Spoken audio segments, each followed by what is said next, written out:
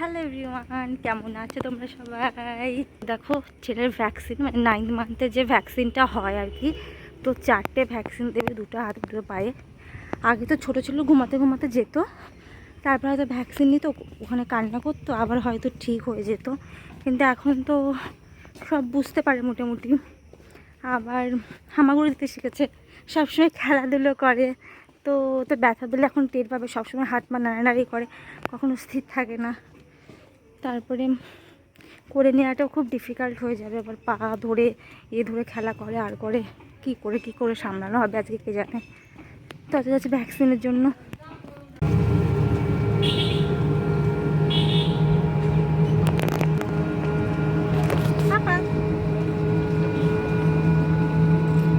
আমার ছেলে ব্যথা পেয়ে চলে আসবে না বাবা, ব্যথা পাবে তুমি, কিন্তু স্ট্রং বয় বাবা, কাঁদবে না।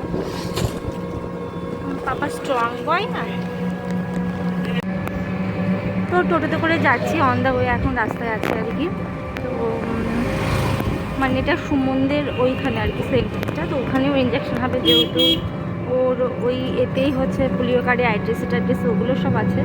তো আমাদের এখানেও হতো, তো ওই নিজেরা আশাকর্মীরা আর কি ঝামেলা করে যে হচ্ছে গিয়ে আমাদের এখান থেকে নিতে হবে, আমাদের এখান থেকে নিতে হবে, এই কারণে আর ওখান থেকে হচ্ছে না।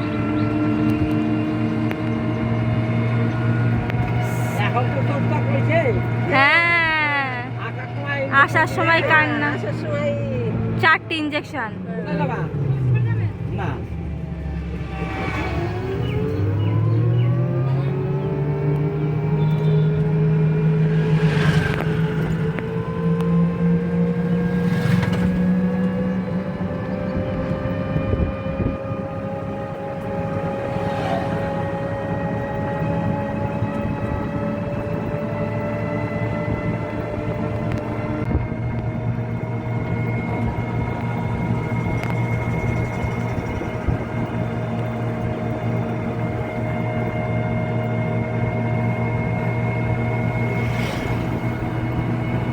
আকাশে মানে পরিষ্কার, আবার কখনো কখনো মেঘ করছে, কারণ এটা বর্ষাকাল ছিল। আর এটা ছিল ওর 9 মান্থের 4টে ইঞ্জেকশন দেবে, তো ওটা যাওয়ার সময় তো গিয়ে প্রথম ইঞ্জেকশন দিয়ে ও বুঝতে পারেনি, তারপর ইঞ্জেকশন দিয়েছে, কান্নাকাটি শুরু করে দিয়েছিল, খুব পেয়েছিল। আর এটা দেখো আমরা যখন ফিরছি তখন আর কি, হ্যাঁ আমার ছিল 4টে ইঞ্জেকশন দিয়েছে না বাবা, আমার ছিল তো স্ট্রং বেবি। কত কান্না করলো আমার ছেলে, কাদু কাদু করেছে না, তাও জোর করে দিয়ে দিয়েছে আমার ছেলেকে না বাবা। হ্যাঁ হ্যাঁ,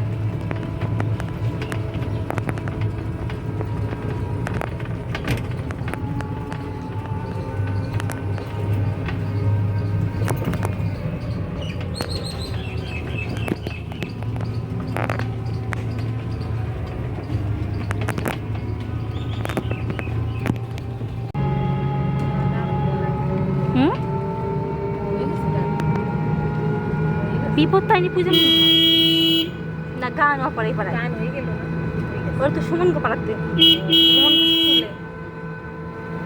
পাড়া আলাদা, এ পাড়ায় ও পাড়ায় হয়।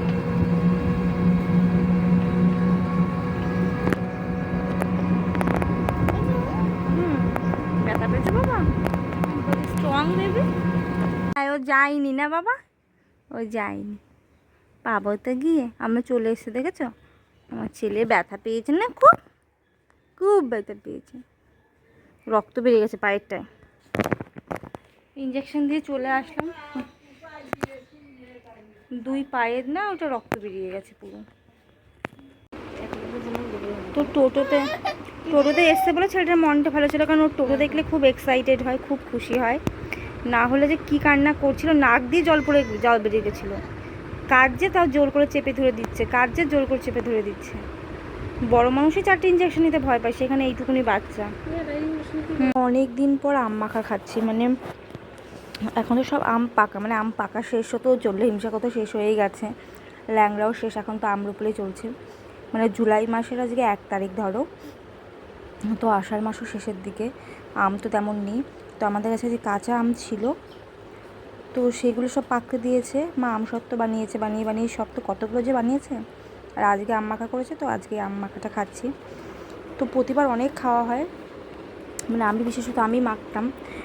তো এবার হচ্ছে যেহেতু ডোডো খুব ছোট, বেশি টক ঝাল অতটা করছি না, আর এবার অতটা খেতে ইচ্ছে করছে না। এর আগেবার তো প্রচুর খেয়েছিলাম, তো আজকেই মনে হচ্ছে এবছরের লাস্ট আম মাখা হবে। এই যে সারা মানে হচ্ছে ধরে আমার মায়ের চলেছে আমসত্ত্ব দেওয়ার পালা।